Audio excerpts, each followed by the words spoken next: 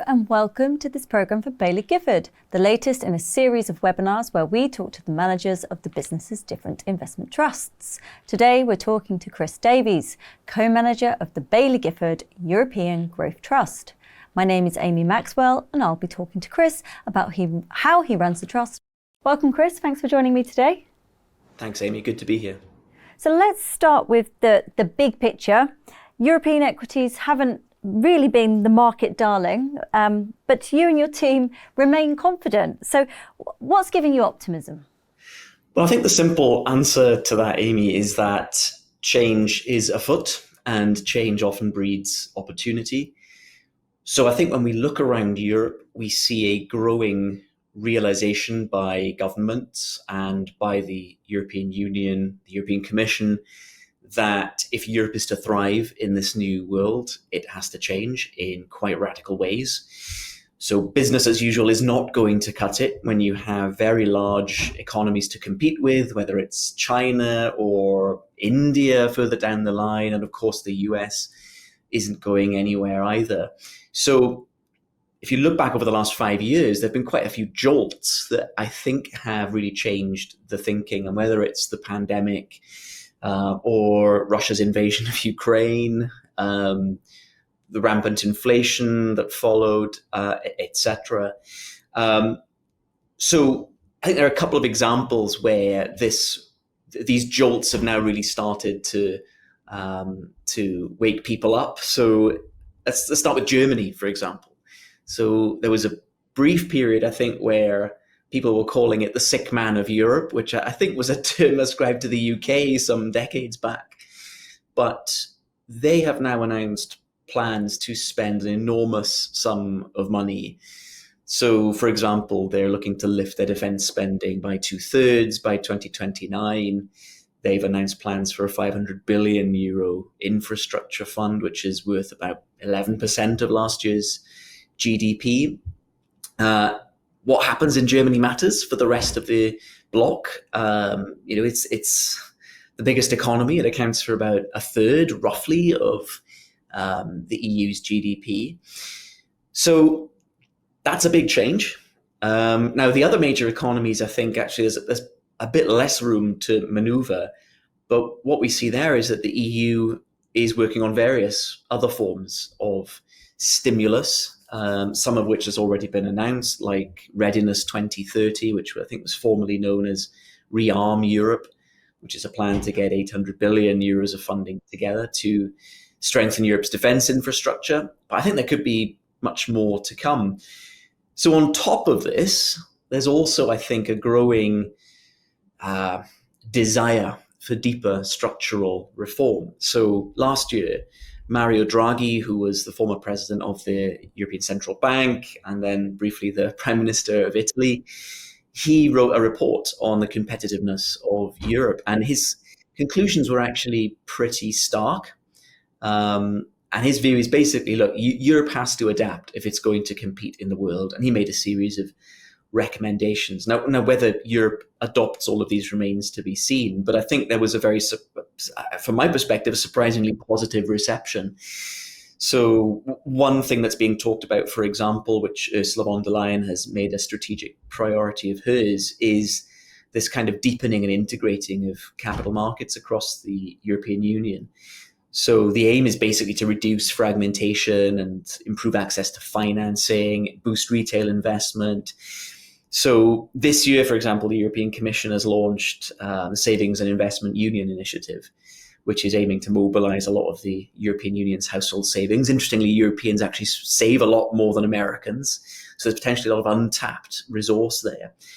And it's trying to get this money channeled into productive investments. Now, I'm sure we can all think of examples of European companies that have decided that they don't want to list in Europe. I mean, perhaps one of the more high-profile ones recently would be Klarna, the Swedish fintech company that decided before pulling its IPO because of market conditions that it was going to list on the New York Stock Exchange. We can't have that happening in Europe. We need to have our best companies, our most innovative companies staying put. And then you've got, other initiatives like the European Investment Bank planning to pump 70 billion euros into the development of European tech firms over the next few years.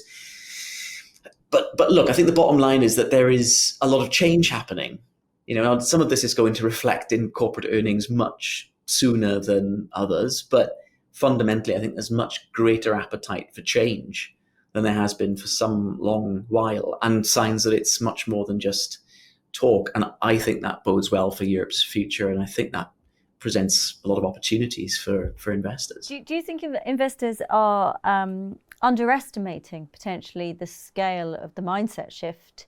And as you mentioned, you've got 50 billion into European tech firms, you've got 800 billion in increased infrastructure and defense. I mean, all of these industries will be have ancillary providers which make great growth investments, I imagine.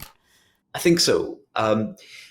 The challenge is going to be with the European Union is getting all of these countries together and agreeing a plan forward, and that hasn't been that easy.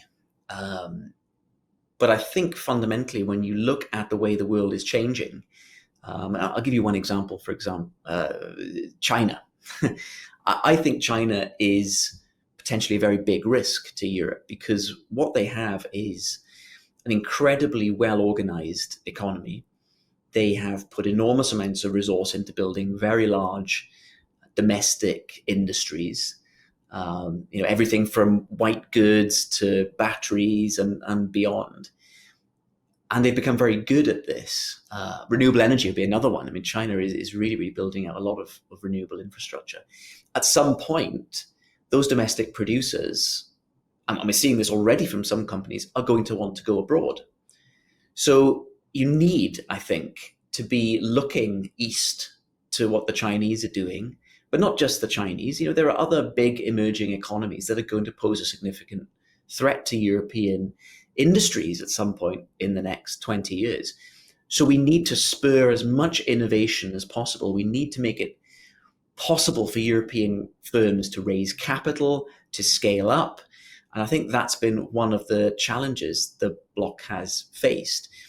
But there's nothing like a shock and a threat to really get people working together on this. So my hope would be that it really is different this time, and that the European Union can really start to coordinate its very significant resources to address some of these problems. And if it's able to do that, I mean, just on the basis of where valuations are today in Europe, I mean, the market just isn't capturing that.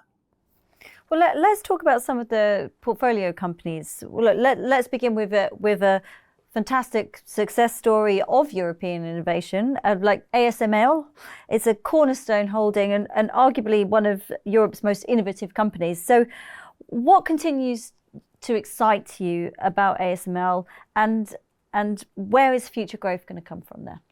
Yeah, so ASML is I think the ultimate challenge to anyone who thinks that Europe can't come up with great companies. Yes, it has its structural challenges, but there are plenty of companies that have been able to break through and innovate and establish, world-class operations that lead in their respective fields. ASML is absolutely one of them. And, we don't think much has really changed about the long-term prospects for ASML. So as a reminder, it makes lithography machines. Lithography is a vital part of the semiconductor manufacturing process. ASML are very much at the leading edge of that. So there are two types of machine that are out there. One is called a DUV machine, and the other one is a sort of EUV machine, extreme ultraviolet. And with the EUV machines, ASML basically has a monopoly. Nobody else can make these machines, full stop.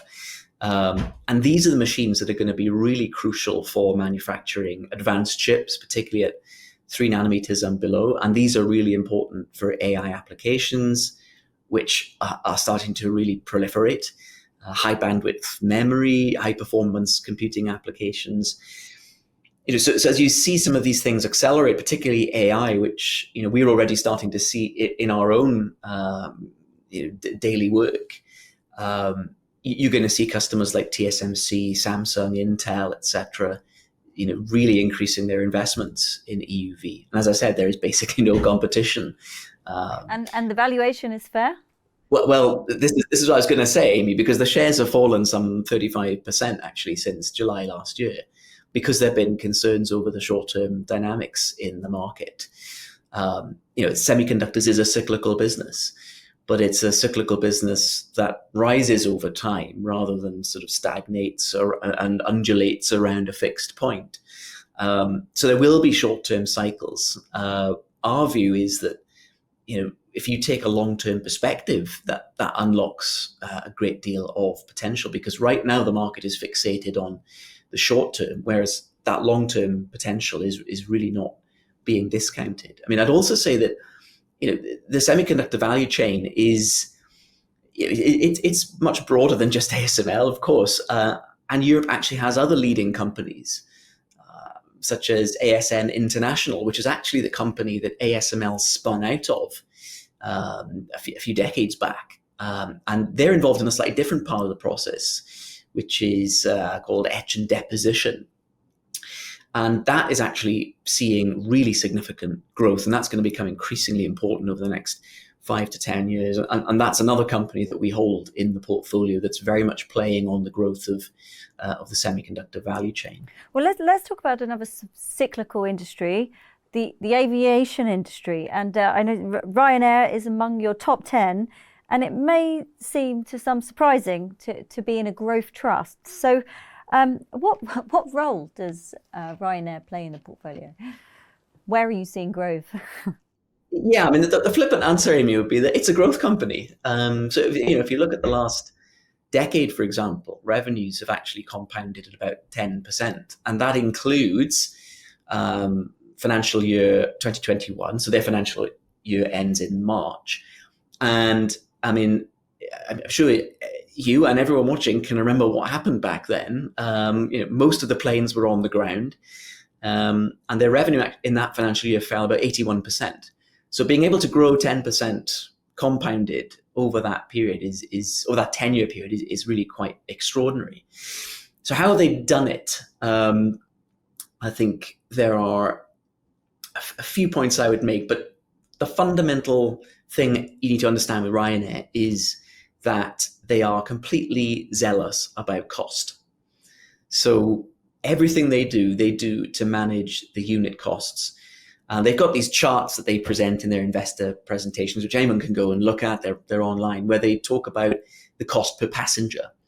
And they are regularly, by far, the lowest player in the industry. Now, the inputs to that are various. So for anyone who's taken a Ryanair flight, you might remember, having parked quite far away from the airport terminal because it's cheaper. You might remember having had 2 sets of stairs attached to the aircraft to board and disembark passengers much faster. You might have noticed that it's the cabin crew that cleans the plane. They don't get a separate cleaning crew on.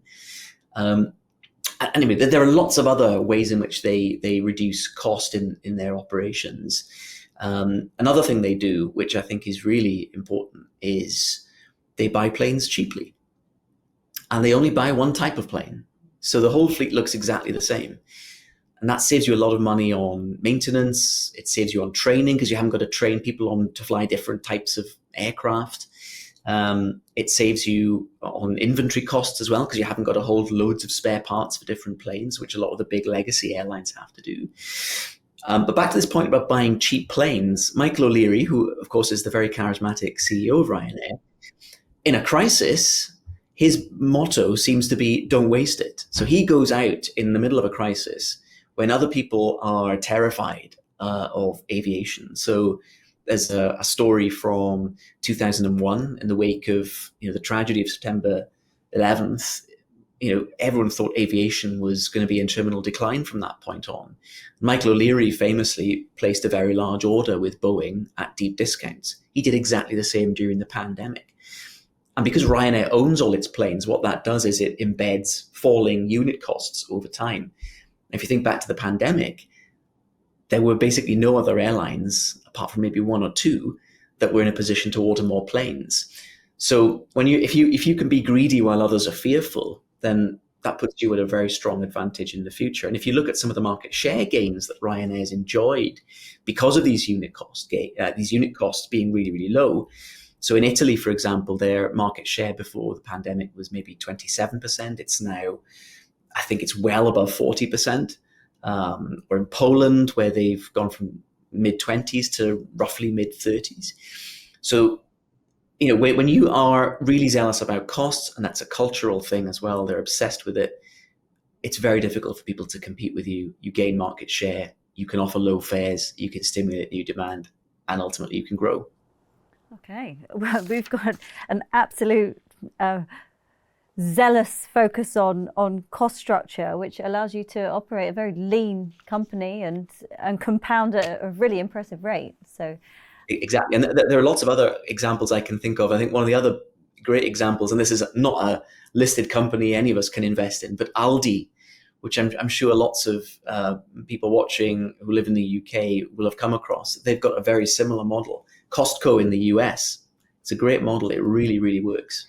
Well, let's now talk about another sort of key holding, Topicus, tops the portfolio. So what's the investment thesis here, and how does it reflect your view on scalable European software?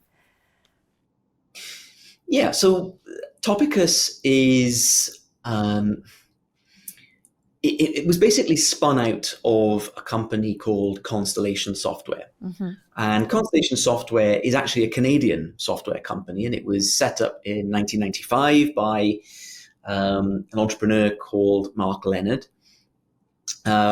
It listed in 2006, I think, and since then it's up over 26,000%. So it's done okay. So what's the story? Basically, it has grown by going out and buying software companies. And these software companies tend to be small, so probably, let's say, 2 to 5 million of revenues. And they operate in very specific niches. So think, for example, software that operates golf clubs or cemeteries or that sort of thing. What's nice about this business is that customers tend to be quite sticky. Because this software is really important to them. It helps them run the whole operation. And they're risk averse. They don't want to rip it out and replace it with something else. They know it works, so they're quite happy to stick with it. So that gives you, as the software provider, some pricing power. And because it's software, it's a very capital-light sort of business. It's very cash generative. So what Constellation has done with that cash flow is it's gone out and it's done lots of acquisitions.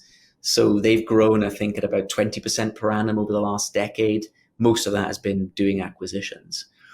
Topicus is their European spin-off. So they've been going actually since about, I think it must be the late 90s, early 2000s that the origins of this company can be dated back to. But Constellation actually bought the predecessor of Topicus back in 2014. And since then, it's basically been rolling up European software companies. It listed separately in 2021. We have held it since around about that time. But it's basically the same story.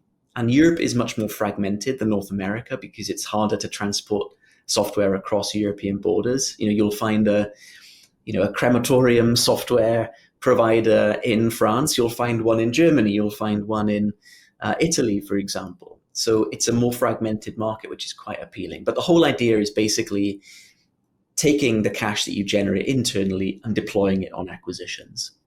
Okay. Now let's talk about some of the private companies in the portfolio, because you do have a sleeve which you can invest in unlisted companies. So it would be remiss not to talk about Norfolk. This has been a headline grabbing sort of position. Could you recap here on what was the investment case and how the investment turned out, and maybe some of the learnings from that experience? Yeah, it was a very difficult experience for us. I think just for some context, so we can invest up to 20% of total assets in unlisted companies. Today we're at about 10. Northvolt was our first. Unfortunately, it went badly wrong. Now Now, I think the whole idea with these unlisted companies is that they're staying private for longer, and if you want to get access to the full value creation of these companies, you need to try to buy them when they're unlisted. So we think that's a differentiator for the trust. But some of them are not going to work, and some of them will. So if you look at our portfolio as it stands today, you've got Northvolt, which clearly has not worked. But you've got some examples that I'm sure we'll come on to talk about that really have worked very, very well.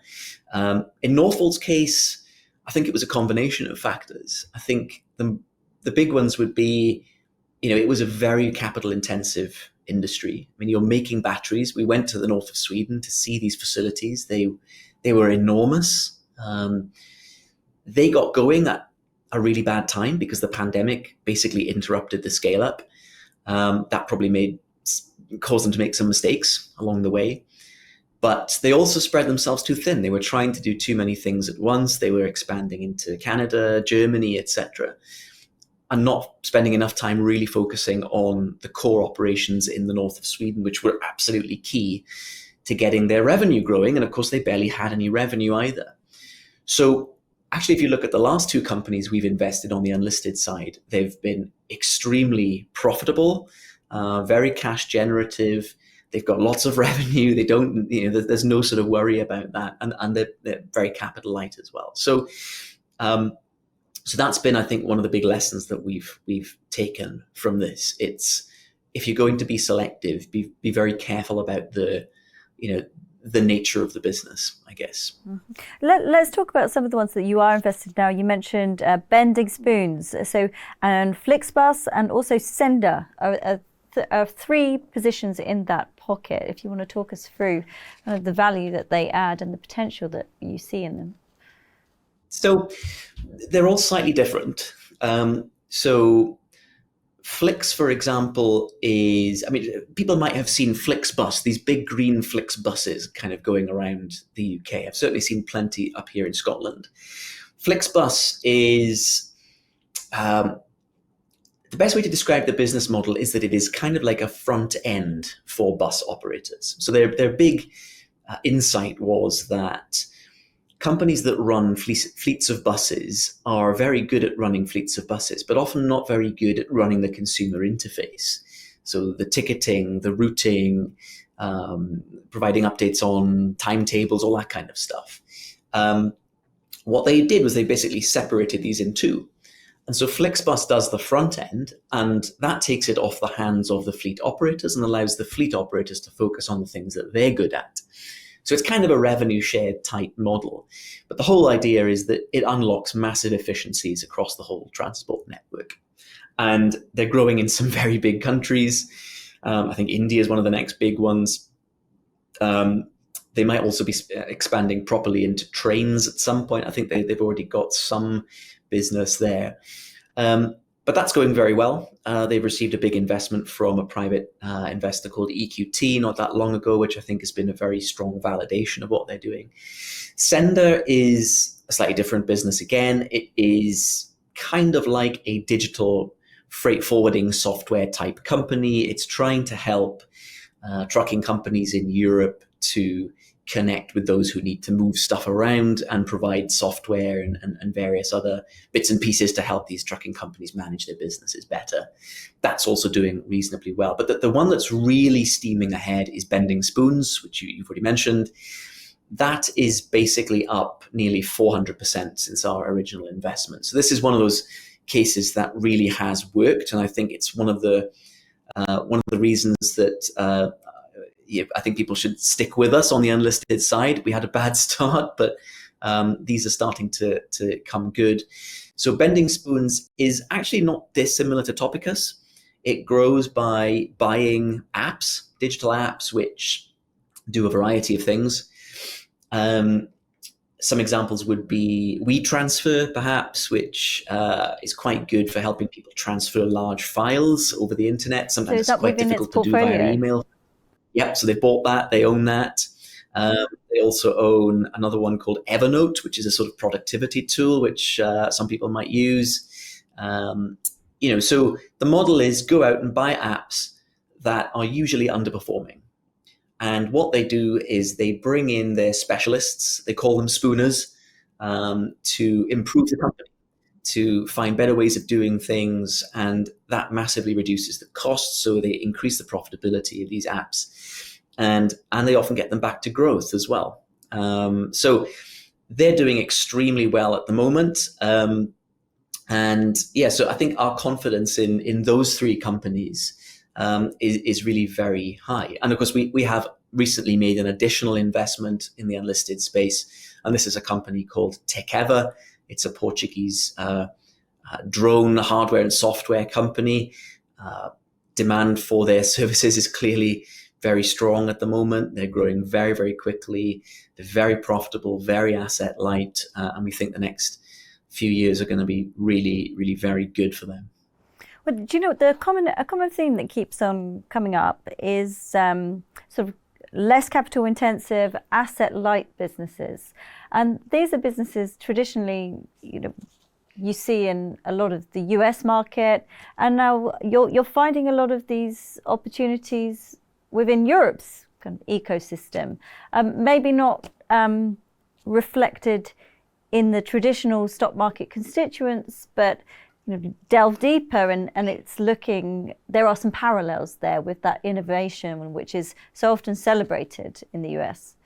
Absolutely. And, for all the problems Europe has had, there are a lot of very great companies. I mean, we already talked about some of the ones that have broken through. I mean, we mentioned ASML earlier, but definitely when we look at these unlisted companies, Flix, Sender, Bending Spoons, and now Tekever as well, they've got big ambitions. These are not companies that are sort of looking to stay in their own small corner of Europe. They're going on tour.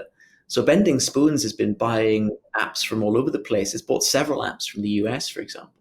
Flix, as I mentioned, has been looking at the Indian market. It's been looking at markets in Latin America. So they're very much, seeing the world as their oyster. I think that's absolutely right. You need to look a bit harder in Europe, but those companies are definitely there. And we hope to be able to find these companies, this next generation of great European tech companies, and invest in them at that early stage so we can capture the full returns for shareholders. And of course, valuations in Europe often look attractive versus the US. And we also have the additional volatility of shall we describe it as the current situation? So can you talk to us a little bit about the disconnect there and how it brings opportunity or how you play it? Yeah, so I think fundamentally, if you look at our European benchmark for the trust, which is the FTSE Europe ex-UK, I think it trades roughly at a sort of mid-teens multiple of forward earnings, whereas the S&P 500 is more like 21 times. Now, I think one has to accept that there are structural differences between these markets. So our benchmark, for example, has much more exposure to older industries. So banks, for example, are nearly 12% of our index. A lot of these will be dating back to the 19th century, some of them even further back than that. In the S&P 500, banks are maybe 3.5%. If you look at the top four industries in the S&P, they are semiconductors and semiconductor equipment, and NVIDIA is a big part of that.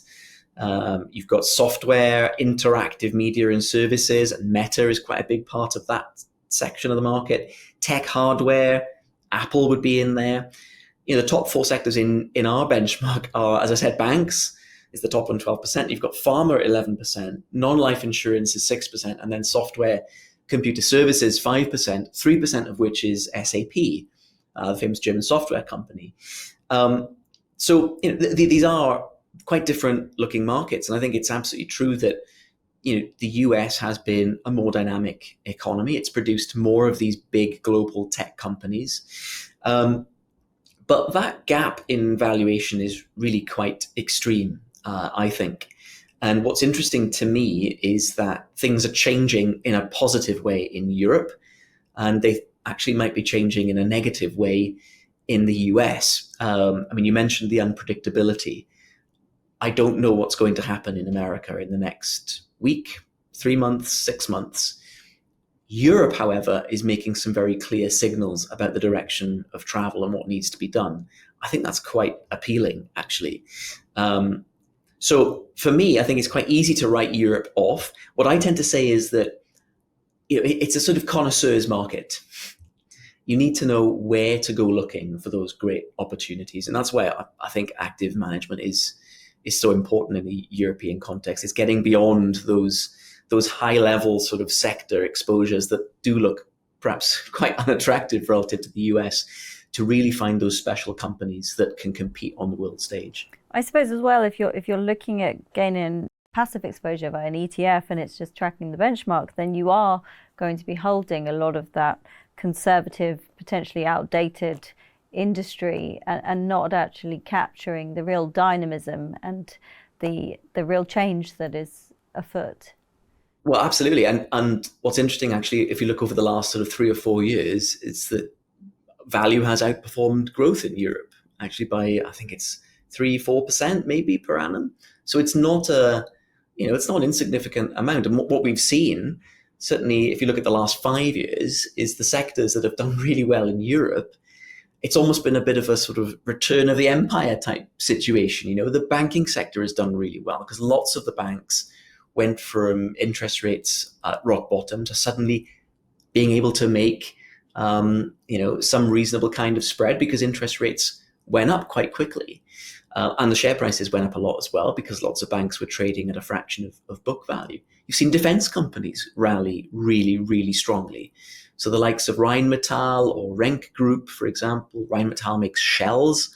Lots of those get sold into Ukraine. So that's been a big driver of growth. But clearly Europe is going from a situation where it's been spending basically nothing on defense.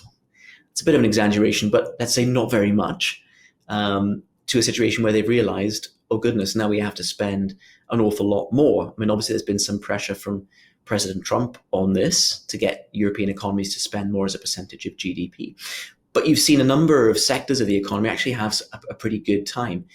I would be very skeptical about some of these over the next 5 to 10 years, particularly given how rapidly they've run up. I mean, particularly banks. The European Central Bank has been cutting rates quite quickly, much faster than in the US, for example.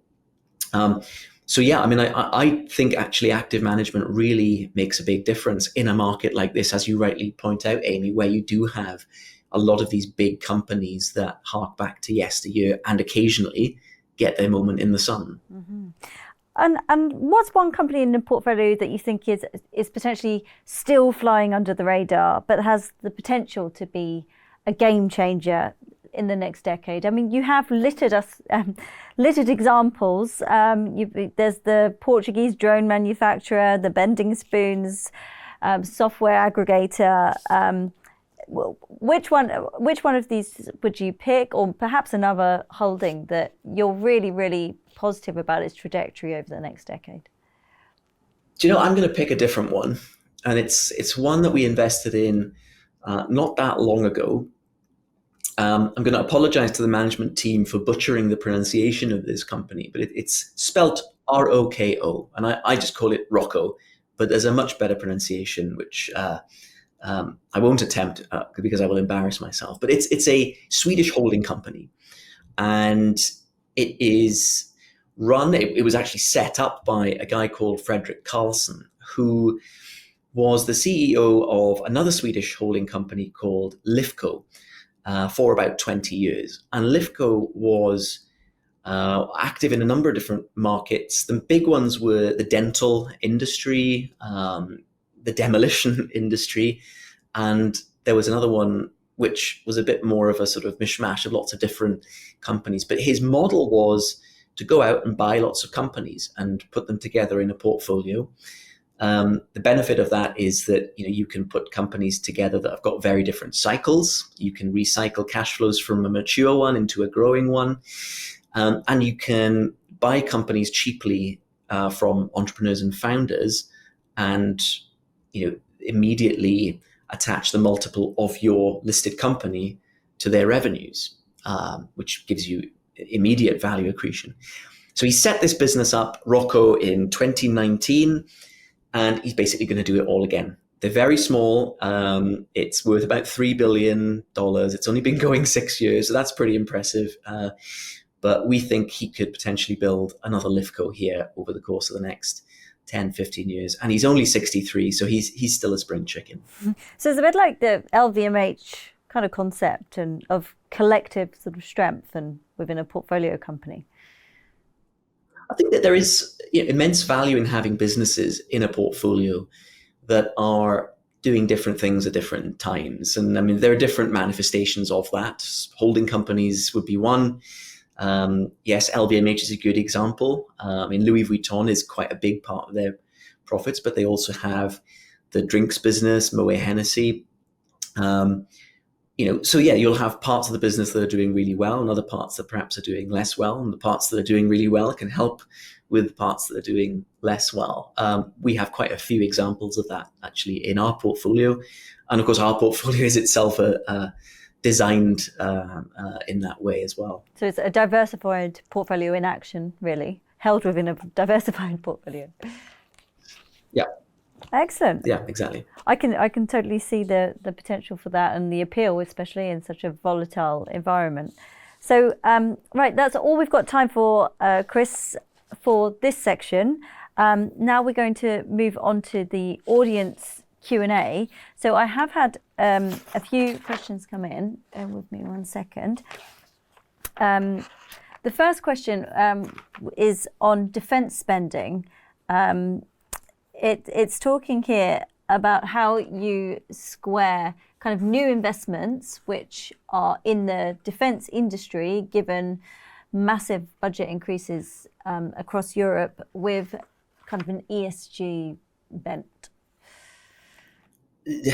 I think with ESG, one has to accept that the world changes from time to time, and with that, the needs of governments, countries, economies, citizens, companies change as well. Now, for us, ESG is an important factor. I personally don't like the acronym very much. I much prefer what it represents, which is the idea that there are certain factors which pertain to a company's long-term success that one must consider. And they might be quite different in different situations, but a lot of them that in the past perhaps have been underplayed are environmental, social, and governance. So for us, the question is not like how many boxes can we tick for all of these things for our companies. It's what are the material factors here that are going to help determine the long-term success of these companies. So, investing in a defense company, for example, and I'd say that, it is interesting to me that there are some ESG funds out there that have actually started to put money to work in defense companies. How important is it to defend your citizens in the face of a much more geopolitically unstable world, in the face of Russian aggression coming from the East? I mean, we know how unprepared European countries are. I mean, in the UK here, for example, I remember reading about a military operation, sort of practice military operation that the UK Army was doing. I think it was out in the US, and they ran out of, it was simulated, but they basically ran out of ammunition in the space of a week. If you go and look at some of these other countries, they're in an equally difficult position. Is it right that these countries are unable to defend their citizens in a situation where they might need to? I don't think so. So I think, again, it's this point that I was making at the beginning of this long-winded answer, which is that, what constitutes as, ESG might change from time to time, and we need to be willing to be flexible in terms of how we think about that. Well, it was very much a nice to have, before geopolitical risk absolutely ramped up. So I think we're not going to hold these companies to a low standard, by the way. I mean, it's not like we're putting money to work in this company and we're going to let them get away with violations of human rights and poor governance structures. Absolutely not. I think we just need to be cognizant of the reality that Europe is facing at this point in time. Okay, let's move on to different ground, very specific to the trust structure. I've got a question here about the discount to NAV. It was in its mid-teens and now it's at around 9 to 10%. So what has driven the narrowing of the discount? Yeah, so I think there's been, there's probably been a few things in there. I think it's worth pointing out that the board has stepped up the buyback, certainly the scale of the share buybacks. So I think, this is all public information. You can go and see the various releases on this, but there's been a material step up, I think, in the amount of money the board has been willing to spend on share buybacks. That's probably helped. I think, I tend to think the performance really matters a lot when people are thinking about the discount. Europe has done a bit better over the course of this year. So, if you look at the NAV total return for the trust over the last 3 months, I think it's up nearly 7% against maybe like 4% for the benchmark. So that's an encouraging sign. I suspect that might be feeding into thinking, but I think discounts have narrowed across the whole sector as well. So it's not just something that's specific to BGEU. Okay, and another question here. It looks like a lot of the companies in the portfolio are growing through acquisition. Could you tell us more about that? Yes, so that's right. We do have companies that grow through acquisition. We do have plenty of companies that grow predominantly organically as well. So Tekeva, for example, the drone company we've been talking about, that is all organic growth and very, very high rates of organic growth. So I've already mentioned some of the companies that grow through acquisition. I've mentioned, for example, Topicus, Bending Spoons. When I think about companies that do acquisitions, I think of broadly two different types. You've got what I like to call the nibblers, which are companies that sort of nibble away, buying small companies over long periods of time, tend to be quite decentralized, which helps them buy more companies, because if you push responsibility down through the organization, then that allows you to do more acquisitions, even though you're getting bigger all the time. So Topicus is definitely a nibbler. I would say Rocco is possibly a nibbler as well. And on the other end of the spectrum, I guess you've got what I would call a gobbler, which is a company that maybe does much larger acquisitions, but does them infrequently. So a great example of this would be DSV. So it is a Danish freight forwarding company. Freight forwarding is basically where you need to move something from A to B to C to D across borders, across transport modalities, so ships and planes and so on. Their model has been every 4 or 5 years, they go out and do a very large acquisition, ruthlessly integrate it, strip out all the unnecessary cost, and put their best systems in, their best practices. And what that does is it gives you more scale. So when you buy capacity from the carriers like the cargo shipping companies, you can get more bargaining power, basically. So that really helps lower your cost to serve your customers. They're currently in the process of integrating DB Schenker, which is one of the other big freight forwarders. It's almost going to double the size of the company. They've basically been able to transform quite a low organic growth rate into quite an attractive top line growth rate by doing that. So yes, we do like these companies that grow through acquisition, but it's important to say we don't like companies that happen to do acquisitions. There are plenty of examples of companies in the past that have made a pig's ear of deals. I remember reading a book called Deals from Hell, which was by a professor called Robert Bruner, and he went through, I think, 10 case studies of really terrible deals. And I think the worst deal in history for him was Time Warner and AOL's merger, I think back in 2001. For us, we're trying to find those companies that do acquisitions well, that they've got really sort of well-oiled acquisition machines, so they can go out and deploy capital at scale repeatedly and make a success of it. Not those companies that once in a while we'll do a random acquisition and sort of hope for the best. Well, not adding debt to the balance sheet, which is then going to cost you a fortune to reservice or refinance. Yeah, exactly. You've got to be sure that you can take the financial risk, and if you've got that well-oiled engine, you can do it. I mean, Topicus, for example, generates a lot of its free cash flow it generates lots of free cash flow internally, so it doesn't really need to rely very much on debt. In fact, and Constellation Software too, they barely relied on debt at all, actually, over the course of their existence, and they've been able to generate some very attractive returns. Well, it suddenly feels like a portfolio that's kind of lean, full of businesses that are capital light and actually positioned with really catalysts for growth. Your colleague Stephen Page, I saw, had talked about a new chapter for Europe, and it very much feels that the type of businesses that you're invested in are in parallel with that. So I think so. I mean, it's been a difficult period. I mean, performance has not been where we've wanted it to be. Stephen and I are shareholders of BGEU. We have a lot of our personal wealth invested. We don't do that just for show. We do that because we genuinely believe in the prospects of this portfolio over the next, over the long term. I mean, neither of us are we're both sort of, 30s, 40s, so we're hopefully going to be here for quite a long time. But,